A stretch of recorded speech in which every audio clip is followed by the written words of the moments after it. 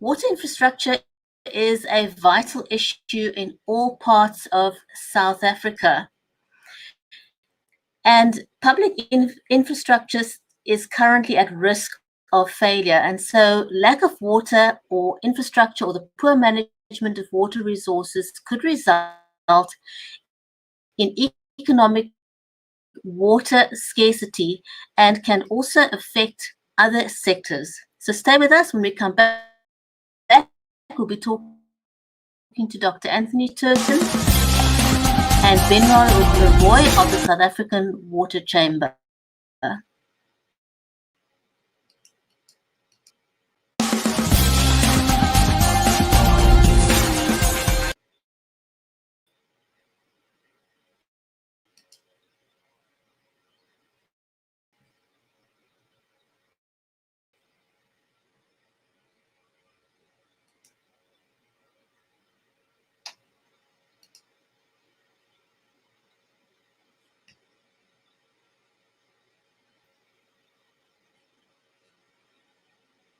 A warm welcome to the Water Hour. If you're just joining us, I'm your host, Bridget Limbanda from Cape Town in South Africa.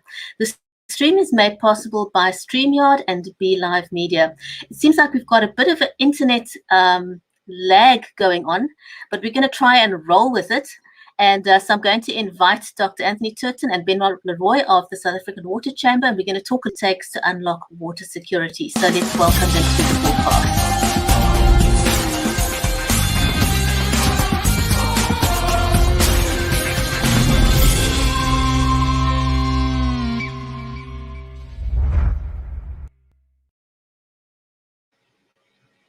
Good afternoon, gentlemen. Welcome to the broadcast. Good morning, good afternoon to you and the listeners. Yes, Hi, welcome.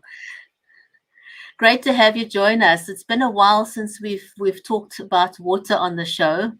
So let's talk a little bit about where we are currently at in terms of water infrastructure in South Africa. There's been a lot in the press lately about infrastructure failure and our municipalities that are failing. What are the current challenges that we are facing? Anthony, can I start with you? What are some of our challenges at the moment? Brigitte, yes.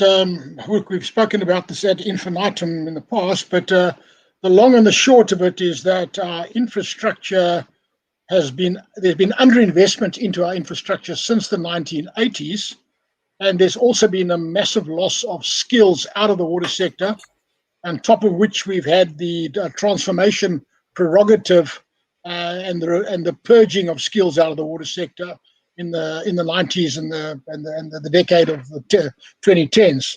So that's the long and the short of it. And I can give you details I don't know if I can screen, if I know how to share screens here, but if I can show you some diagrams of that later on if you want to. Yeah, if you've got some, then if you can share screen, that'll be great. Benoit, from your perspective, what would you say? What are some of the challenges we have? Well, I think the pandemic has taken everybody's eye off our collapsing water security and security in inverted commas, because we don't have it. And, we've been focusing on the pandemic and the issues and the likes. And, government tried to give water to a lot of, let's say, indigent communities who are not online with the tanks situation, and that failed dismally, reportedly by those communities. It's nice having a tank, but you have to get the water there. And the mafia got a hold of the water tankers, etc., etc. The media covered it to an extent, but I think the focus has really been on the pandemic. And what's happened is, in actual fact, the let's say the decay in our water and sanitation sector has reared its end. And we were in dire straits with water in the Vaal River, integrated Vaal River system, until the recent good rains. But what that's done is actually flushed a lot of the pollution all over the place, and now we're seeing algal blooms everywhere. So everybody's happy that the dams are full, but the water is not necessarily usable. So what we've seen, I think, in government is full paralysis as all decks were on hand with the pandemic. But the water and energy infrastructure, where our fleet of Eskom is virtually 50% permanently down, we cannot function in the water sector without energy, and energy cannot function without water. So, and this is not a crisis, the catastrophe that we actually have at the moment has not been embraced by mainline media until yesterday's report on the VAL system, which took 2 years to put together to tell us what we know and to give it back to national government, who sent the National Defence Force in and failed. So it's quite a glim picture, and we've been trying very hard to find hope. And unfortunately, our water sector IPC companies are dead. Those who are not dying are dead, and it's people are fighting for survival, but it's not good for the economy if there's no energy and water. So we've been working furiously the last couple of months trying to revive, but it takes two to tango, and we've been dancing on our own. So I'm hoping that we're going to be able to wake the sector up, both on the public and the private side. But we need the public side to focus, and the pandemic's going to be here for decades, so we need to handle that, and we need to start working on our water and our energy infrastructure. So what we're seeing is the courts taking the side of resident associations and starting to hand over the water service authority duties temporarily to local residents. And that brings Mfuleni to mind. I don't know if 800,000 people there who are unemployed are going to be able to do this. There's no cash there. So we're living in interesting times, and I think it's time the media, in actual fact, starts joining the dots. It's that, reporting is one thing, getting things done is another. And really, this report that came out yesterday, to me, is an unmitigated disaster that needs to be really fleshed out. And if I look at, who produced it, I can see it was just another commission or paper exercise with zero outcomes. I mean, we're just going back to the Defence Force. We're going to go there and do what? And the commission report says that the Defence Force, in actual fact, is very limited at what it can do. Empty tanks does nothing for anybody. So I'm very disappointed on the one side, and the other side, trying to find ways of how we can rejuvenate. But the thing is, we need the public sector to come to the party. And we're trying hard to pull the starter there. We're living in interesting times, that's for sure.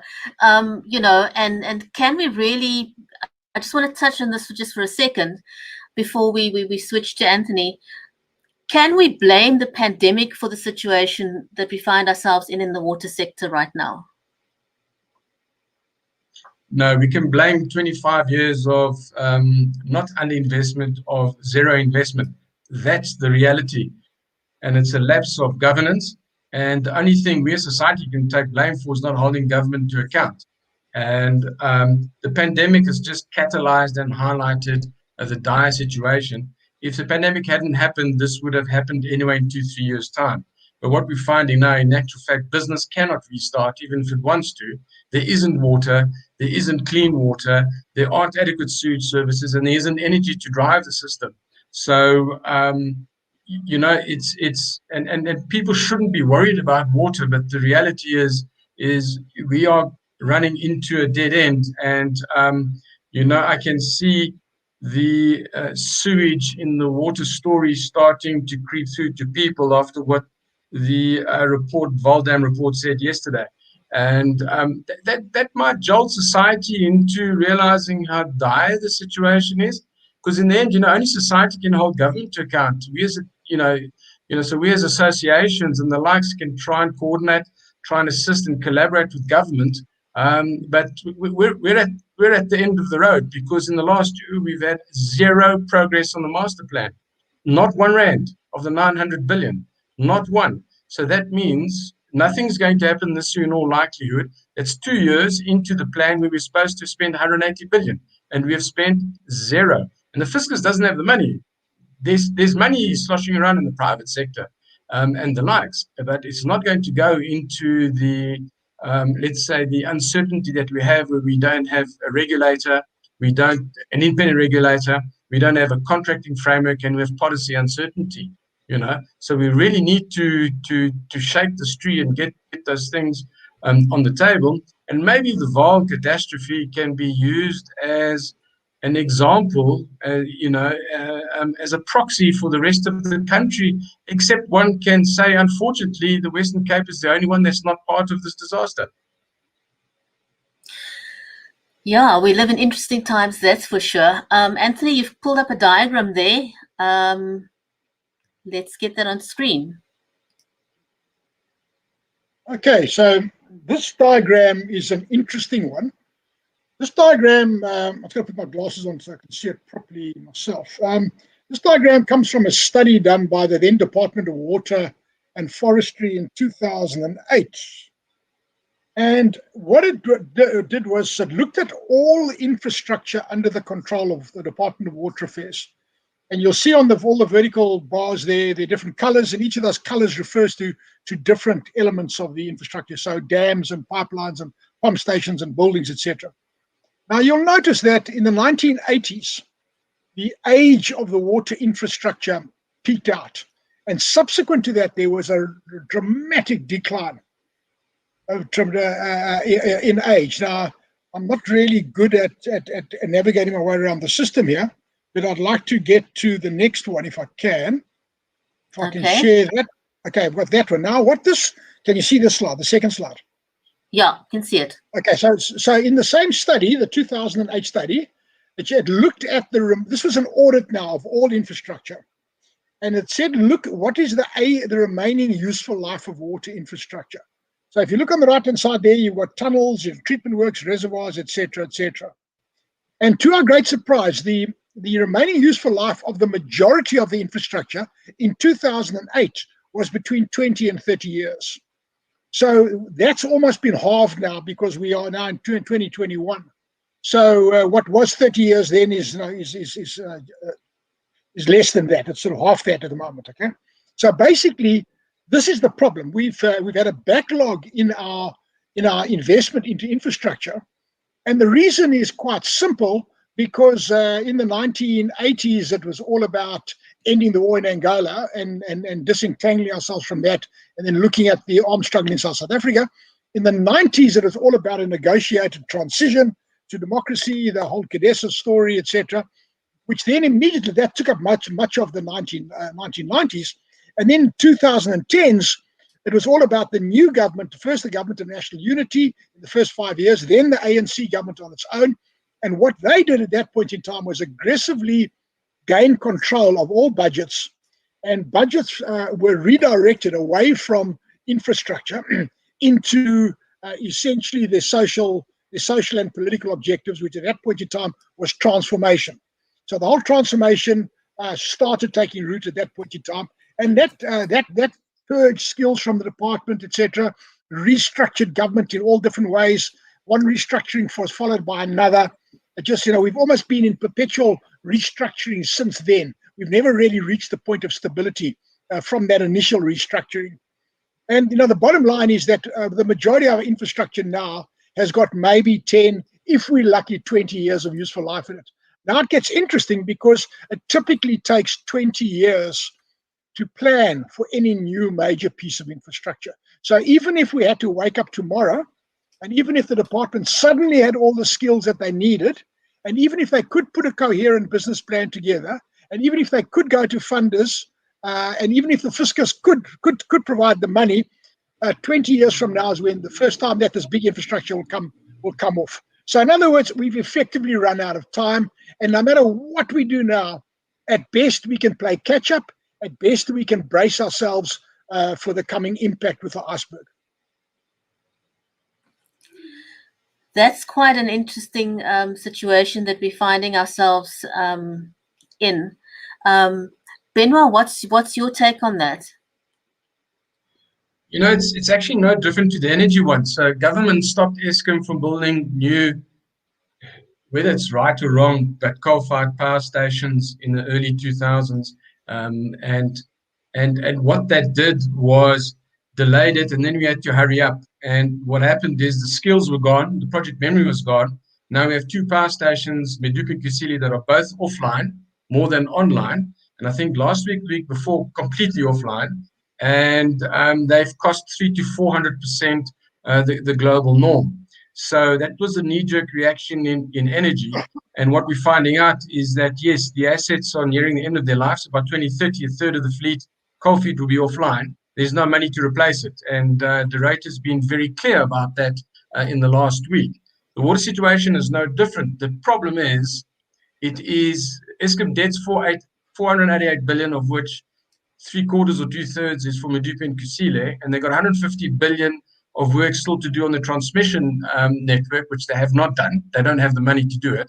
So you can put new power in and it's just going to collapse. In the water, it's no different. The problem is it's double. It's 9. That's government's number. I think the government's number is too low.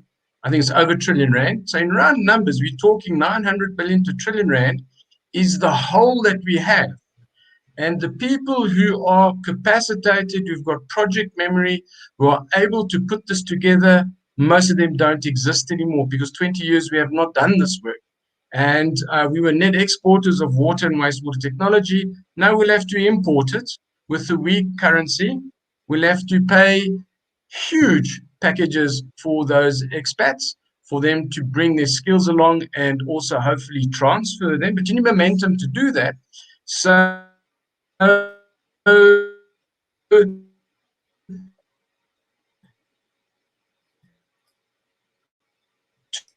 to me, this moment, and I think I just broke up a bit there. So the master plan it's worth nothing. It's just a piece of paper at the moment.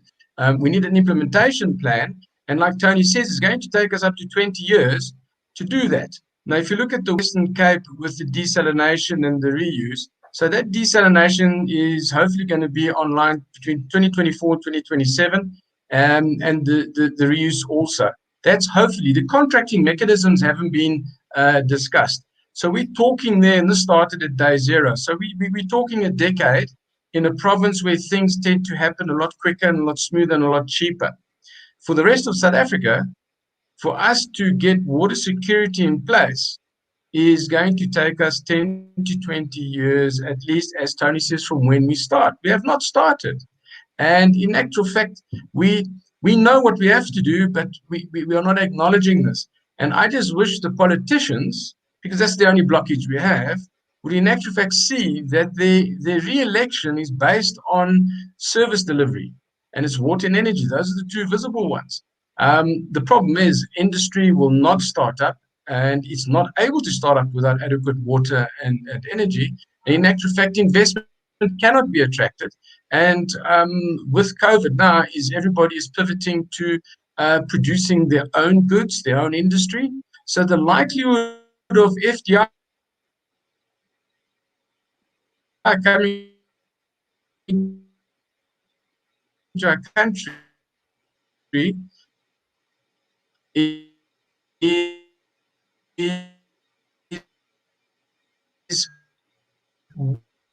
whether we have water security or not is very low. Now we have to start reading the rules of the. Are you there, Brigitte? Benoit, I'm wondering if you can just sort of refresh your internet connection for a second and then come back again. Anthony, can I switch to you for a second?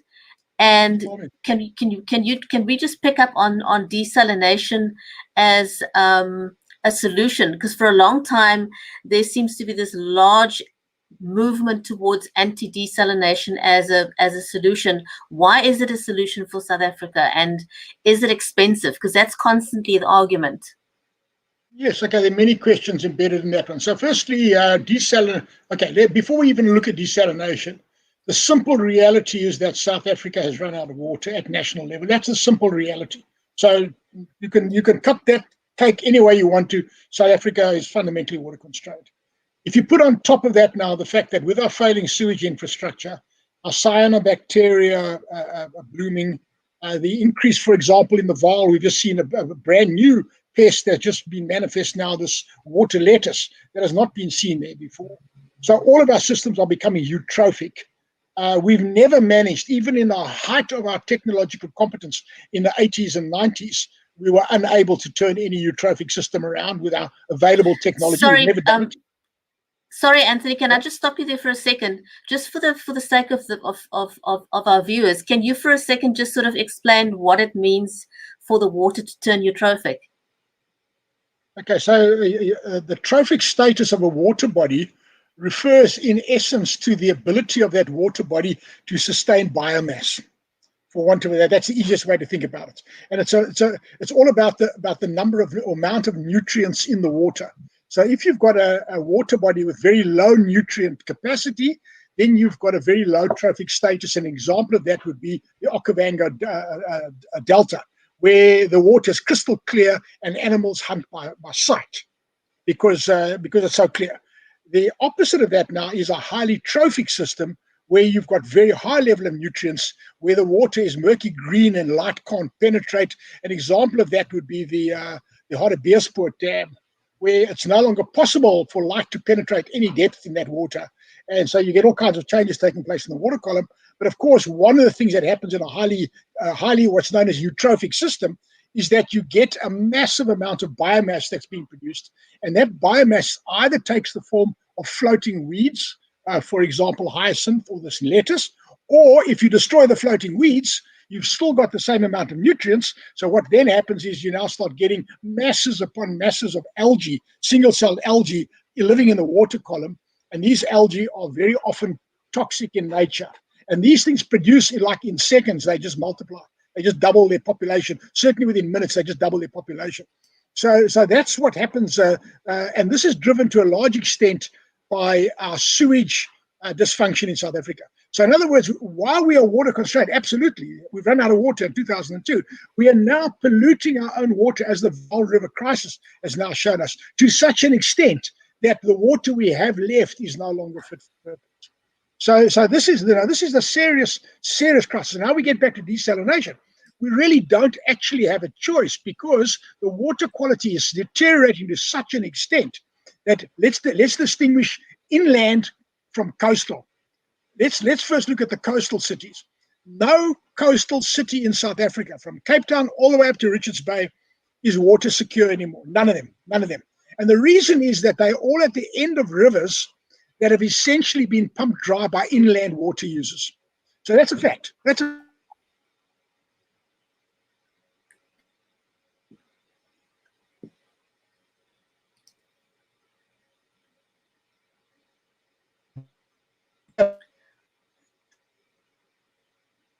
I think Anthony's lost his signal there.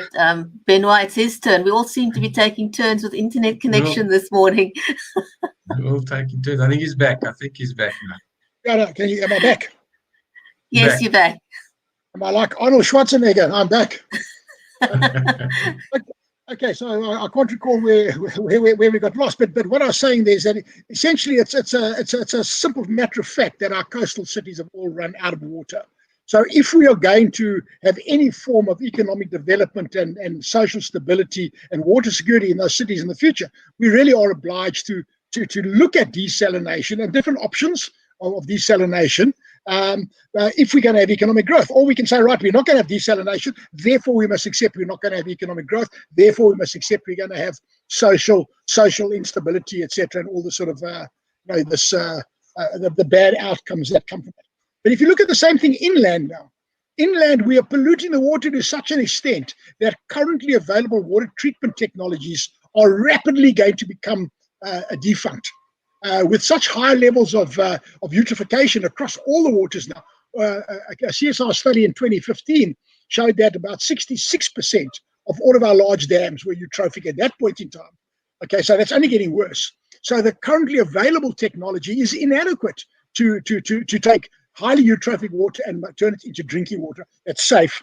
So in other words, we're going to have to look at new technologies, and whichever way they're different combinations of technology, but ultimately desalination or membrane technology or some form of that is at the center of our mix.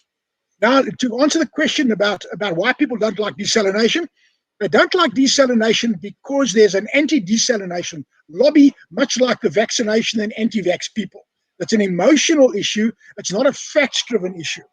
The facts of the matter are that desalination, if properly engineered, and that's the question, if properly engineered, does not result in toxic brine going back into the ocean. That's one important issue we need to put on the table. And the other thing is that it is not expensive, because in fact, it's starting to approach the same price as the cost of water from a dam, which of course we don't have dam water anymore. So these are two very, very important facts that we have to get on the table. And thirdly, it's actually an investable entity, because it can be run on at sort of utility scale, at a plant size big enough to attract proper investment, but also to attract proper technical expertise that's not going to get poached over time, etc. So in other words, I don't see a future in South Africa unless we go that route, or else we're going to just continue bungling along the way we are, and politicizing everything, and but never getting anywhere, and just slowly disintegrating and slowly falling by the wayside. Now let's just quickly close off that conversation by saying that in the post-COVID world, where global trading patterns are being fundamentally changed, we're going to start seeing local manufacture, but we've lost our manufacturing capacity. What we used to be able to manufacture, we can't do anymore. Okay, we can't even do the most rudimentary things. So we are going to be forced into perpetual trading status where we are always the weakest partner. We're always going to face a balance of trade deficit, simply because we can't produce enough tradable goods to counterbalance cheap imports. So that's our reality. So we started talking about water, now we're talking about macroeconomics and trade policies, but these things are all interconnected. So Benoit touched on earlier the fact that the failure of some of our municipalities, or most of our municipalities, we've now seen a shift where local resident association was given permission to manage the water resources. This is uncharted water. This is something we've never envisioned happening.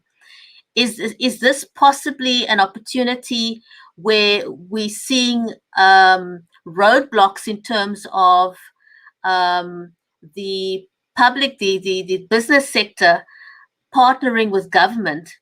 Is there a possibility we could possibly get business involved in partnering with the Residents Association? Is that a possible avenue one could explore? It's already happening. And so there's a fleet of these projects that are busy being rolled out as we speak, where some of the municipalities want to avoid court action.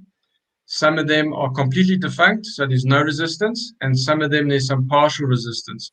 So what we're seeing is a new, let's say, bottom-up approach, and business is in the middle of it, because a resident association without the expertise, where you need pumps, you need generators, you need process expertise and the likes, be it for the water and the sewage side. So they're all jumping in and doing this together. Harry Smith, the farming community, has put in millions of rands in pumps. And the courts have said that money must be paid back to business, which it hasn't been. And Eskom is rationing electricity because they haven't paid according to the payment plan. And these are all towns that are under administration. Mfuleni is under administration. The report says yesterday they must be put under administration. They are under administration by the Gauteng province. They have been for several years. So administration by the government by province is not the solution, it's not working. So now you're seeing administration by the resident association without any politics and getting stuck in. Now, Mfuleni, I think, might be a bit big for that because population is 800,000. These others are towns of the 20 to 40 to 80,000. But I think we're starting to see that we're seeing sympathy from the courts because of the abuse of residents by the municipalities. So we're seeing a bottom-up approach, and I think the trick here is actually to get province and national government to come to the party, because also with the VAL, they're saying government must now inject the 7 billion rand to sort out Mfuleni. I'm sorry, government doesn't have that money. It gave it to SAA, money it didn't have, which is borrowing. It's the solution's an integrated one. I think it's going to come in. And just to top up on what Tony was saying on the desalination, is that there's two important things that one has to realize, is that we are losing 41% of our water to leaks and theft. Most of it is leaks. Over 90% is leaks. 41%. That's the first thing in the cities. The second thing is more than 25% of our dams we lose to evaporation. When you desal, you produce every day what you need for that day. So the only storage is in the closed reservoirs in the cities. So there is no storage in open dams. There's no losses there. So we can save up to 2/3 of our water in our cities purely by desalinating and producing on demand, because the sea is evaporating all the time anyway. We don't care about that. It's so big, it's negligible. So we're just tapping into that cycle. So but what we're going to have to do inland is apply membrane technologies to remove the nutrients that Tony's talking about, where our water bodies are now eutrophied. And that means the price of water is going to go up because sand filters cannot do it, which is the predominant method. We're going to have to start putting activated carbon. We're going to have to start using strong oxidizing agents like ozone. And then we're going to have to use membranes, which means more energy, more pressure, and it can be more finicky. So the price of water, the availability will come down, the price is going to go up. So it's quite a vicious circle, but the technology is there. And government does not have the money to enable all this. So we had better commercialize water. I'd say that is possibly, our best opportunity at the moment, because it's turning into a humanitarian crisis in many areas. I mean, an area as big as Mfuleni, we're talking lots of people here. So it's not something that one can just push to the side. How, let's talk a little bit about what effect it has on the rest of the economy if we don't fix our water infrastructure. Anthony, can I bring you in on that one? Yeah, sure, by all means. Can you share that image that I've got there? Yes, I can. Okay, so if you look at this image, this is it's a powerful image. This image shows the flow of capital into and out of South Africa from the 1960s until early 2018, around about then, okay? And the squiggly line is foreign direct investment expressed as a percentage of GDP. And this work comes from Mike Schussler of Economist SA. And when I saw this, I was immediately struck by the story that it told. So I took Mike's data and I added onto it all the political stuff. So all the heads of state at the top, from Verwoerd to all the way through to Zuma, added on the top. And what you can basically see is that in the 1980s, mid-1980s, South Africa became net negative in terms of foreign direct investment as a result of sanctions. And that stayed until almost 2000, just before 2000. And that was the era of negotiations about CODESA and the launching of the new constitution and the new National Water Act in 1998. And that turned it around. So until then, we had a net outflow of capital from South Africa to the extent that South Africa had become bankrupt. There was no capital available in South Africa. And that's why our investment into infrastructure peaked in the 1980s, because we just couldn't afford any more of it because of this story, okay? Then you'll notice that when South Africa became a democracy under Mandela, it took a while for confidence to return. But basically, at the end of the Mandela era, at the start of the Mbeki era, suddenly confidence returned and capital flowed into South Africa. And that flowed into South Africa until 2013 when the Marikana massacre happened. You can see where Zuma took over. As soon as Zuma took over and the whole state capture and the plunder started taking place, you started seeing a steady loss of investor confidence and the migration of capital out the country. To the extent that in 2013, we now went net negative. If you look at the very, very left-hand side of this graph, you go from zero in the middle to plus 40% on the top, and zero in the middle to negative 40% on the bottom. So in 2013, we transitioned across to net negative. And look there, we're now to net negative 30% in around about 2018.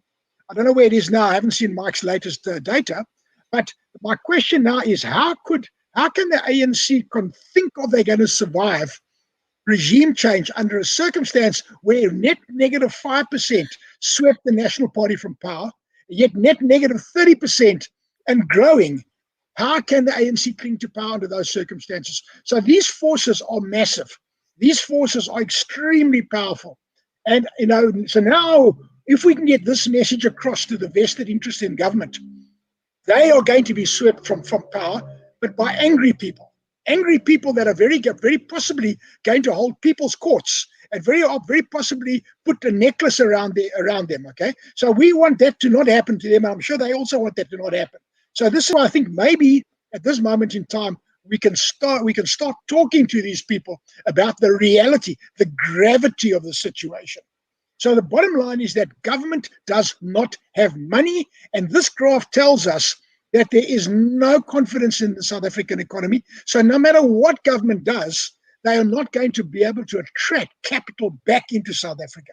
That's the issue. How do we attract capital back into a country where expropriation without compensation is a priority, in a country where the ruling party is fighting over whether the former president who stole 25% of the GDP should be held to account, where the ruling party is fighting over the fact that Ace Magashule should be exempt from prosecution, etc.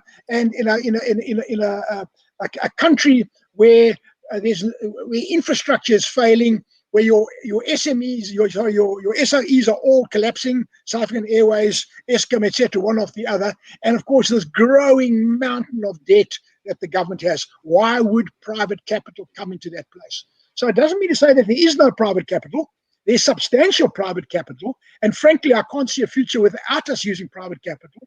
But under current circumstances, that private capital cannot come in.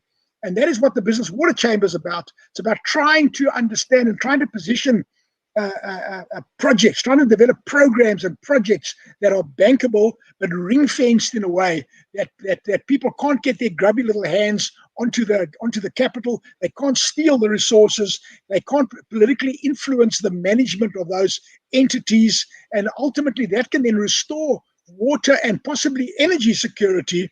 And by doing that, we can now start getting little green shoots of growth and redevelopment. But to get that over the whole country, I don't see that as being viable at this point in time. Back to you. Benoit, I'm just trying to see if your internet connection is stable or not.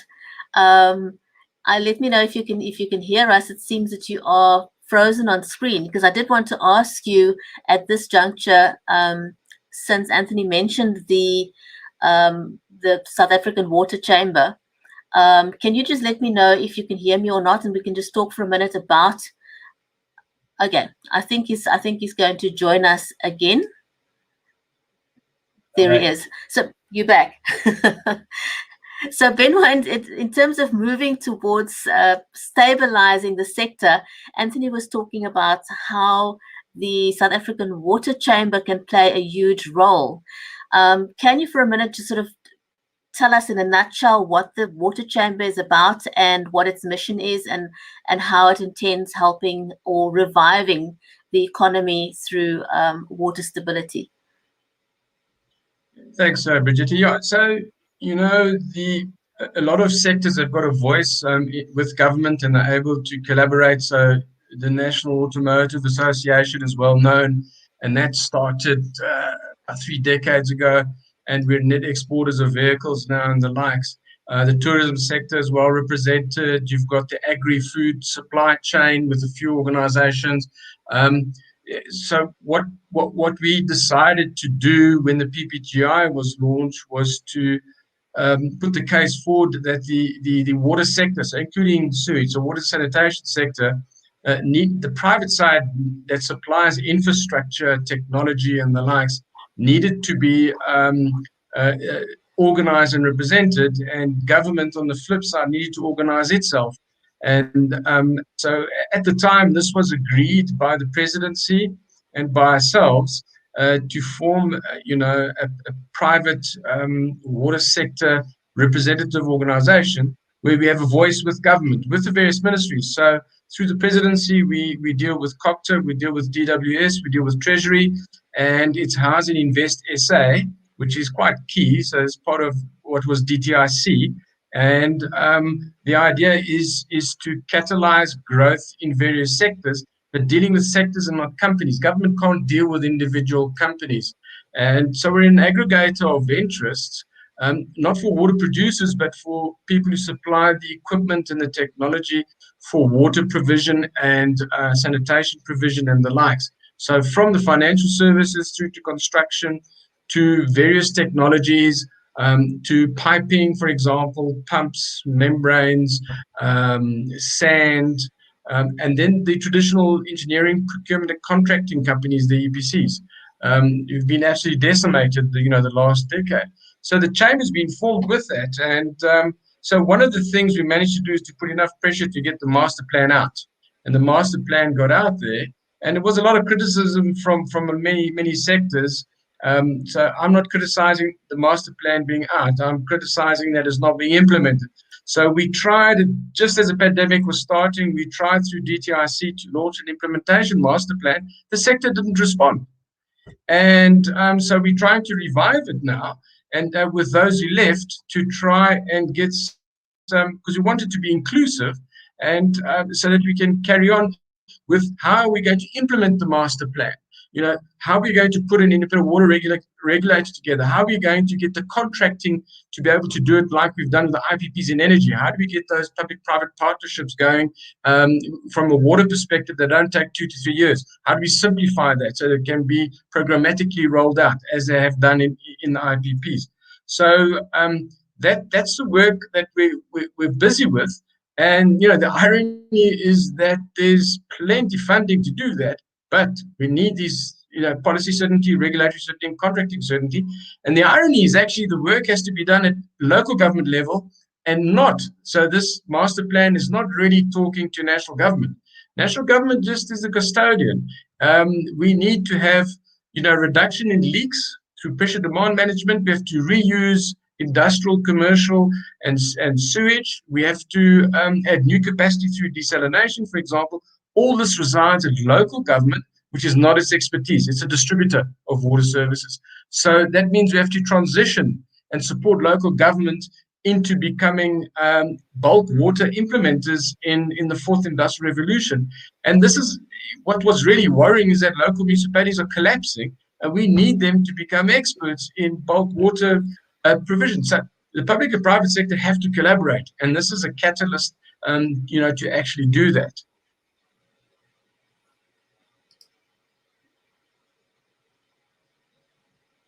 Thanks very much, Benoit. That's definitely, we've needed the something like the water chamber for the longest time.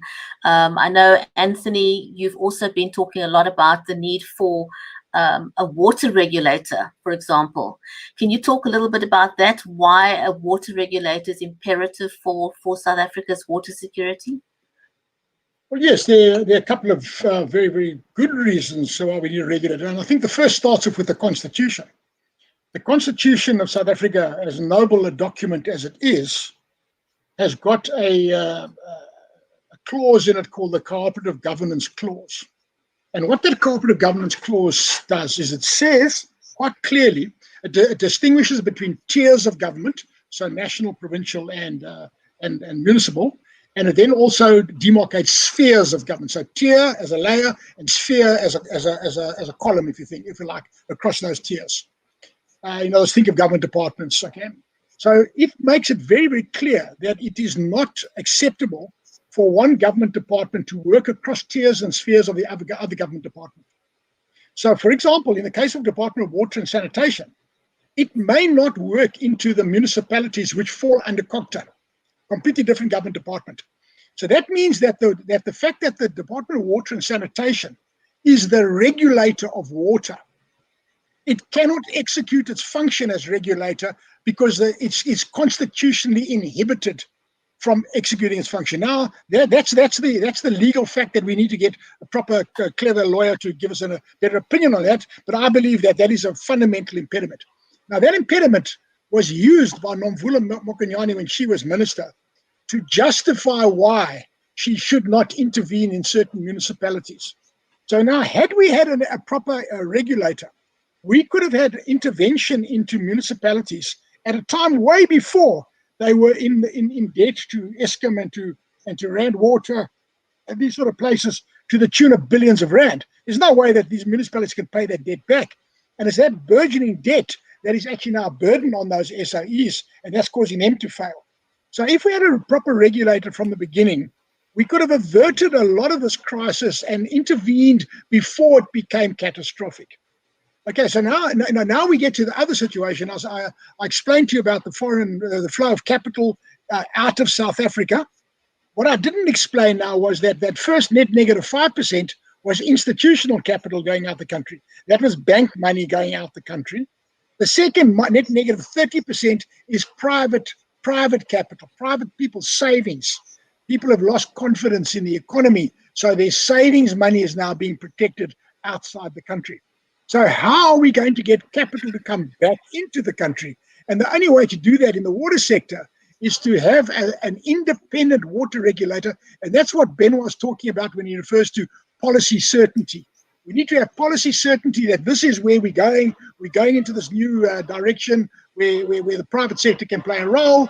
And in order to enable that to happen, we've got to have a proper independent water regulator that is constitutionally outside of a government department, so that they are therefore not constrained by the constitutional imperative of the cooperative governance clause. So that's it. We can either have this lock ourselves into this constitutional crisis for in perpetuity and never solve the problem, as you've had in Mfuleni, or we can say we have to fix up the constitutional crisis either by amending the constitution, or getting a constitutional court ruling, or by locating the regulator outside of the government department. Those are the only three choices that I can think of.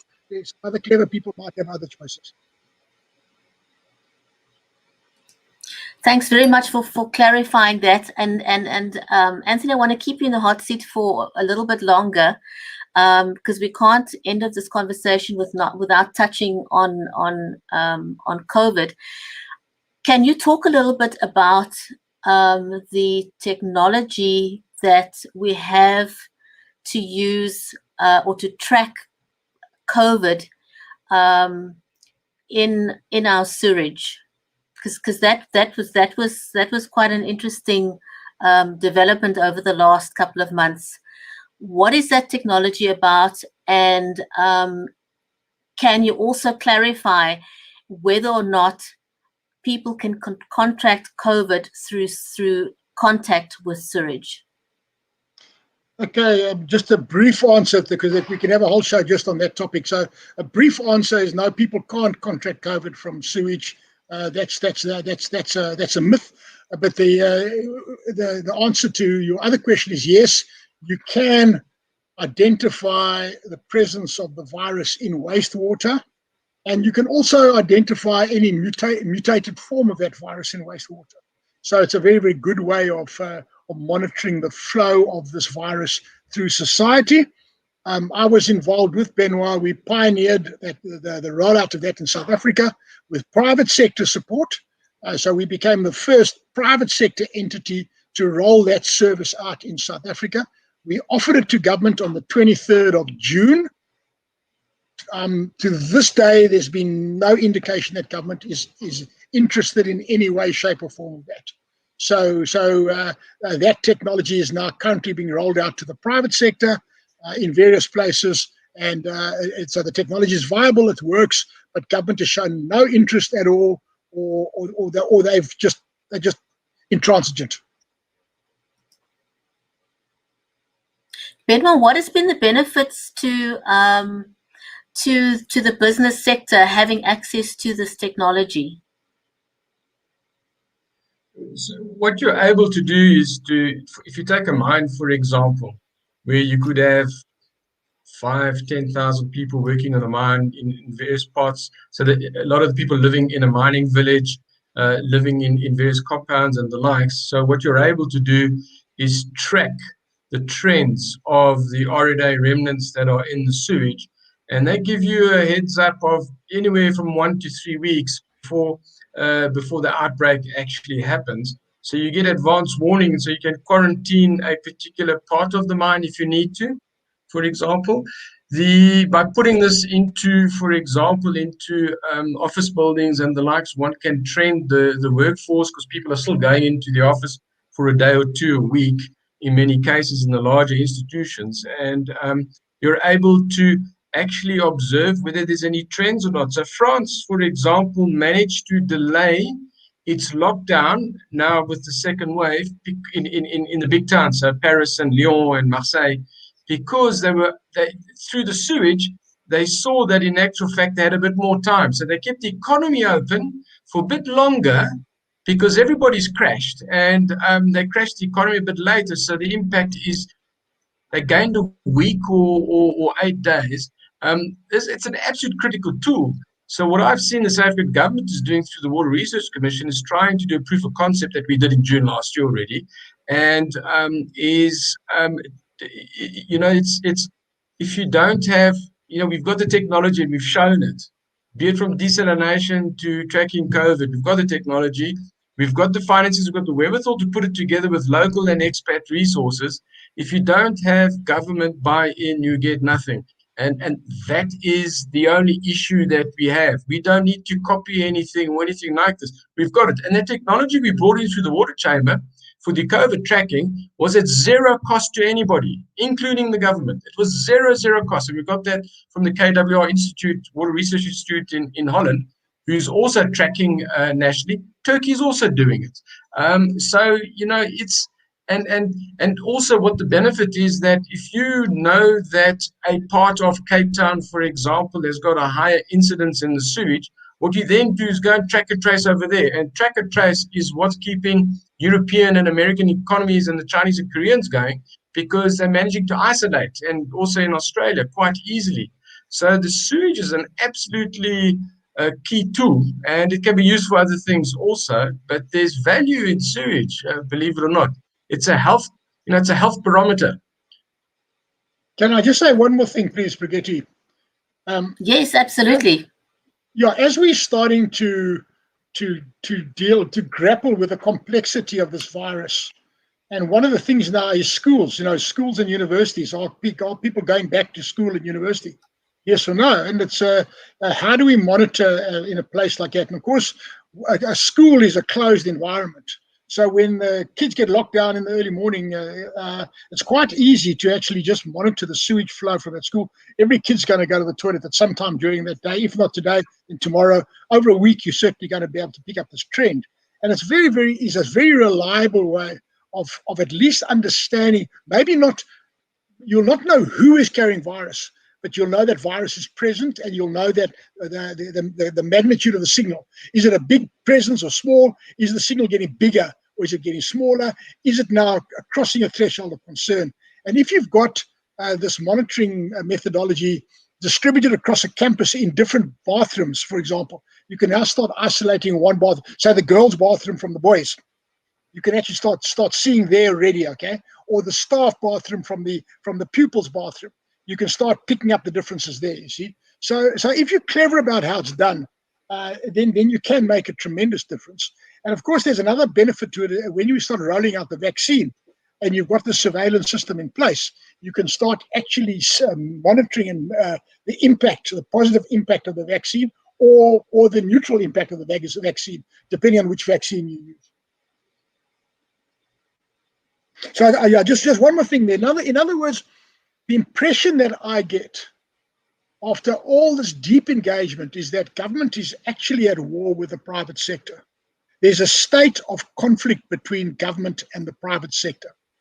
It's almost as if the struggle, the nature of the struggle in the ruling party is about how to control the economy, and not how to enable the economy. It's about how to control the economy, or conversely, how to limit or destroy the economy in order to create an alternative, hopefully better structure.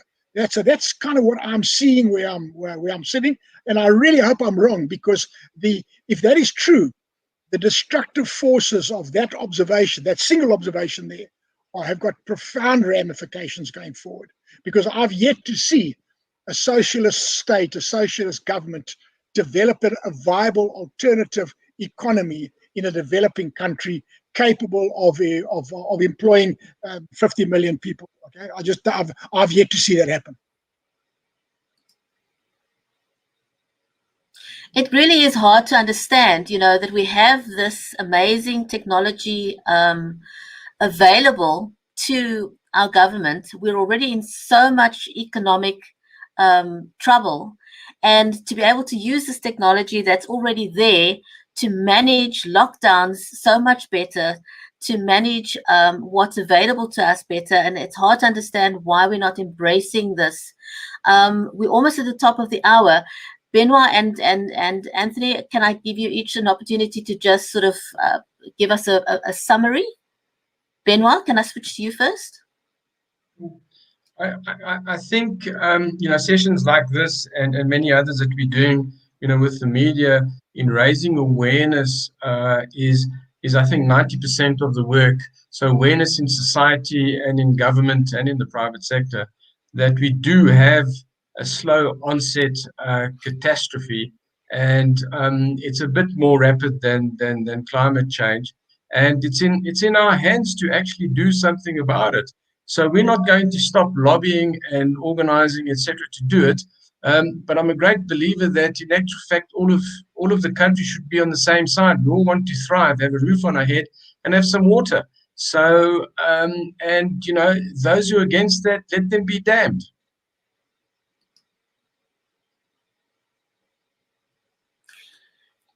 Anthony, can I give you an opportunity for closing comments?